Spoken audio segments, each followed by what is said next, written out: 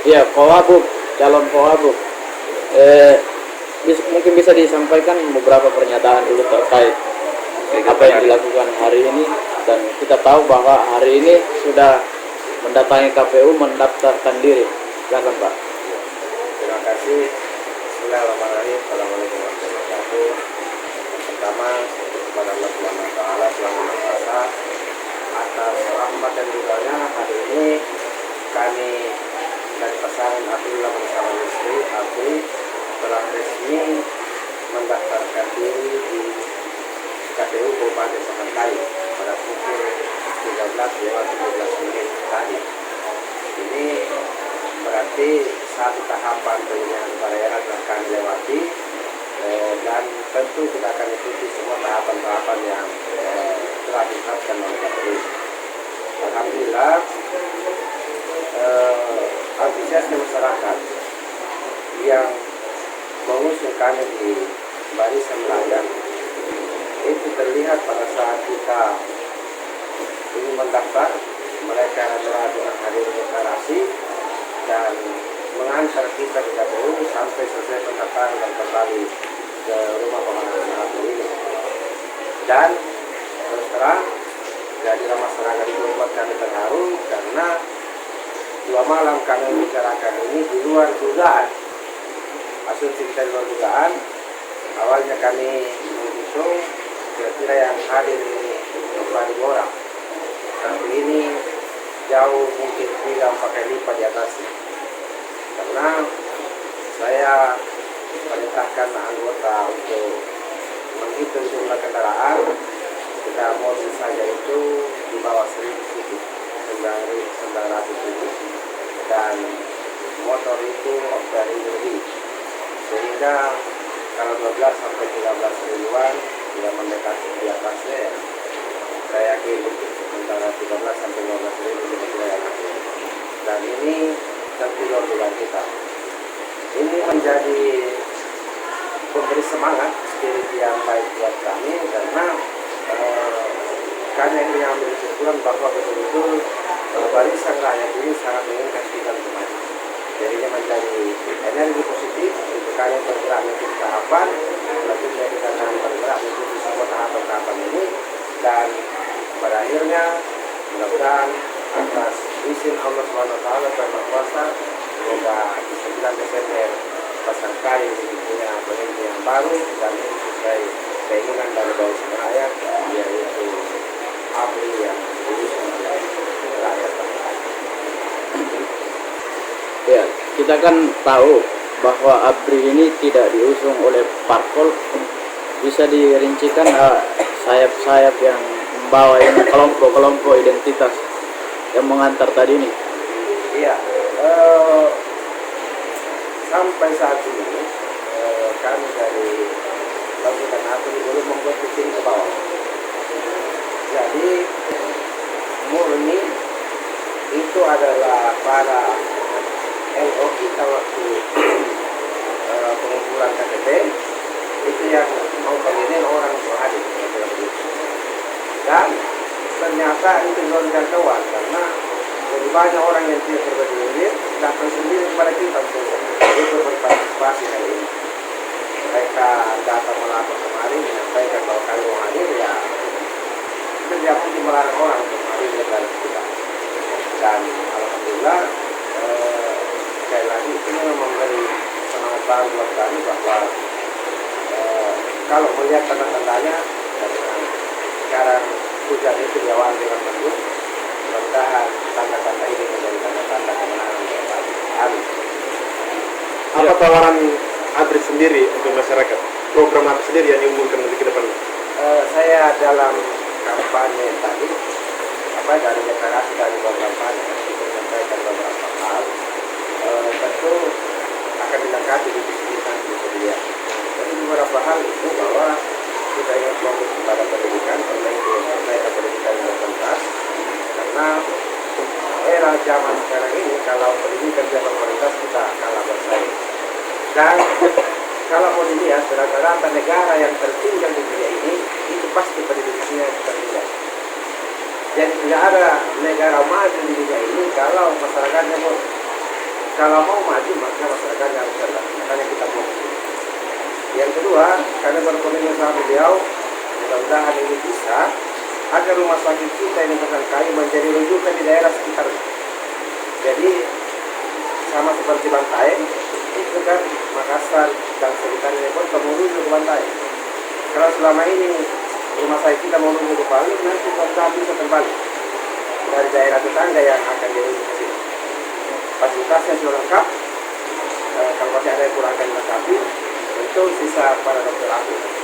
Kita tahu bahwa di keluarga calon bupati kita itu keluarga besar para dokter aku, anaknya, menantunya dan lain-lain. Tentu dari jalan itu di yang kita ikutkan. Yang ketiga fokus kita ini di bidang pertanian. Tadi ada salah satu masyarakat Pampalamosu menangis memuji saya dan menitipkan satu hal. Hampir saya jawab dengan air mata mengatakan, mudah-mudahan kalau Bapak terpilih, sawah kami bisa kembali buka. Setelah 10 tahun kami tak pernah bersawah. Itu juga melandangkan lumayan dan lain-lain. Anak-anak persoalan irigasi. Tentu ini akan kita perbaiki karena kita memang Indonesia daerah agraris. Tapi kalau sawah kita ini tidak terkelola dengan baik, tidak bisa dikelola, bagaimana kita mau melihat hasilnya? Tentu kalau tidak ada lahan lain, masyarakat kita akan semakin turun pada lain. Itu yang ketiga. Yang keempat ini kita bicara tenaga kerja kita untuk mengatasi pengangguran. Ingat tahun 2024 ibu kota akan pindah Kalimantan. Boleh jadi generasi kita ada yang akan berpetualang ke sana untuk mencari kerja. Kalau generasi kita tak dibekali oleh skill, keterampilan, mereka akan tersisi dalam rangka pencarian tenaga kerja.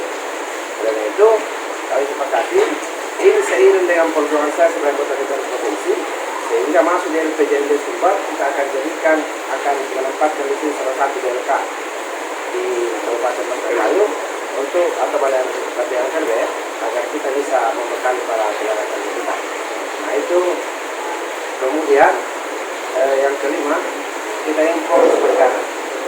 Kita juga impor perikanan karena saya punya data di Kementerian Perikanan, kita biasa buka website-nya.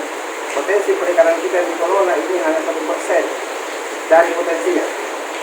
Bayangkan hanya 1%. Lalu kalau begitu kenapa tidak bisa ditingkatkan? Hanya persoalan satu saja, bagaimana cara mengambil ikan itu. Karena itu persoalannya. Tentu kalau kita ingin menangkap ikan sebanyak-banyaknya, tapi kan tidak berhasil. Lalu kalau itu harus ada evaluasi dan terobosan dalam rangka mengambil ikan di lanjut. Nah itu yang akan kita formulasi karena ada banyak daerah di Indonesia ini, misalnya Indramayu yang para nelayannya itu berhasil menangkap ikan sesuai dengan harapan mereka. Tentu kita akan belajar banyak dan kita ingin juga agar itu masuk ke kali. Hal lain kita juga ingin ada keseimbangan para buruh kita tingkat kesejahteraan mereka. Jadi keseimbangan pendapatan perusahaan dan kesejahteraan buruh itu akan kita perhatikan juga. Semoga nantinya kesejahteraannya semakin meningkat. Saya kira yang lain lagi kita ingin fokusnya kepada perekonomian. Imbas COVID-19 ini itu sangat berdampak pada perekonomian kita, sehingga beberapa UMKM kita itu masih sulit, tidak bisa ada kita mencari formulasinya agar mereka kembali bangkit. Kalau roda ekonomi kita bergerak, pasar jadi ramai, insya-Allah kesejahteraan itu semakin meningkat. Saya kira hal-hal ini akan menjadi fokus untuk kami dalam ke depan. Saya kira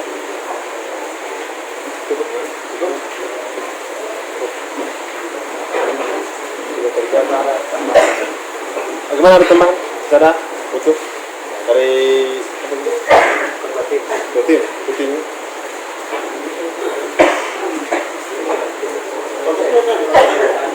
Ada teman dari satu tim. Iya, tambahkan sedikit. Iya, langsung ya.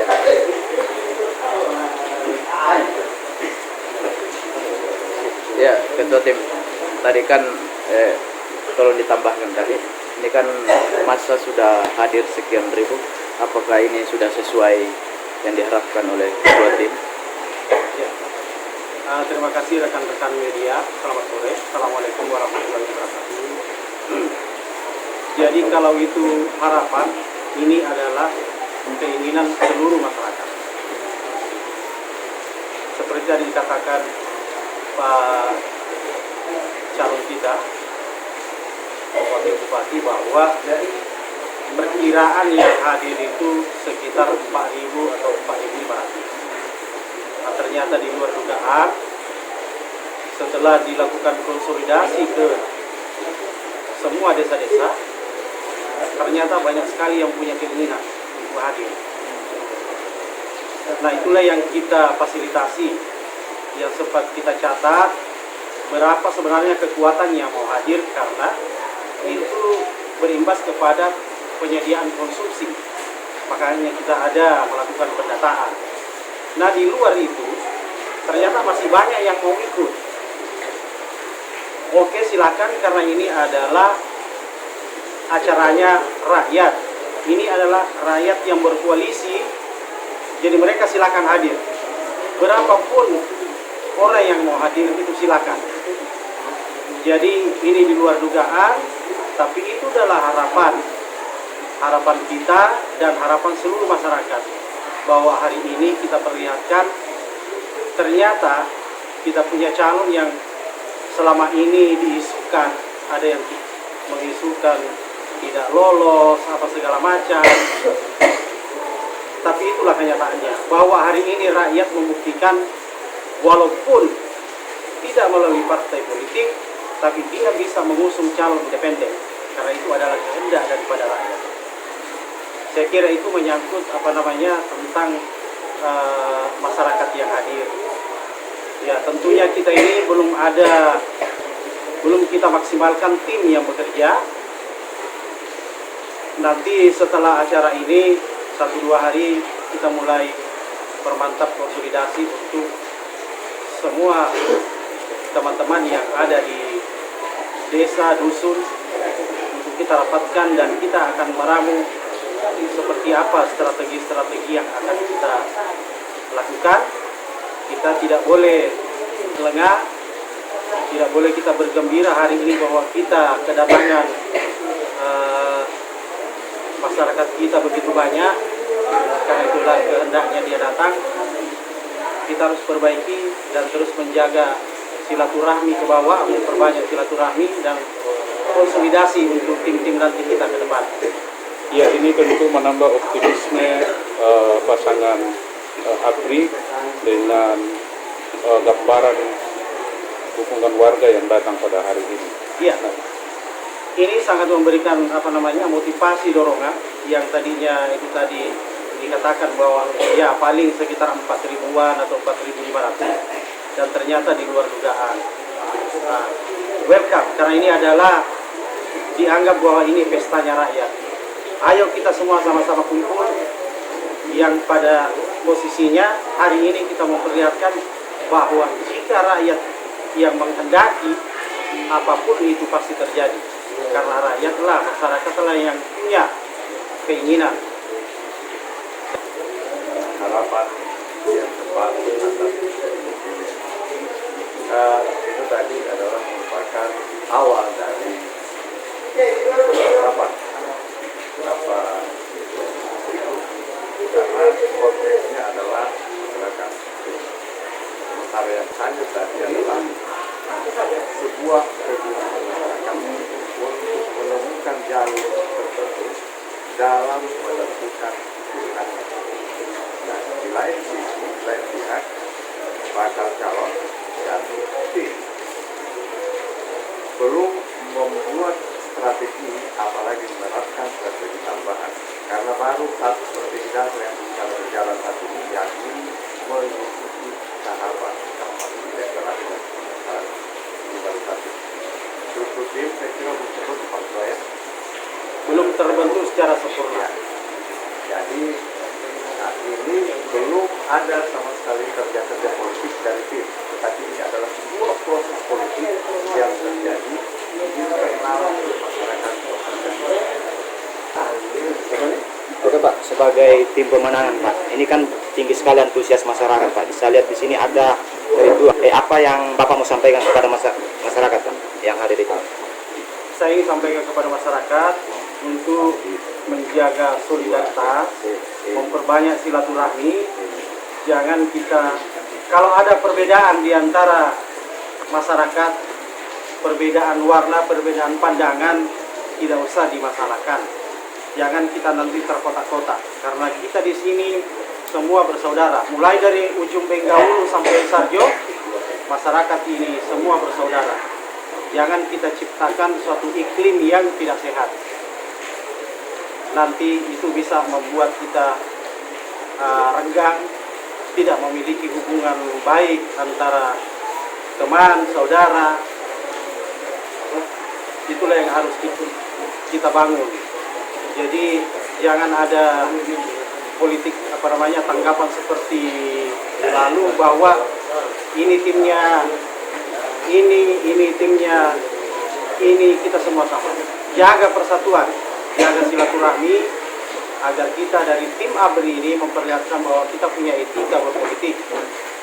Tidak seperti mungkin teman-teman di tempat lain. Saya pikir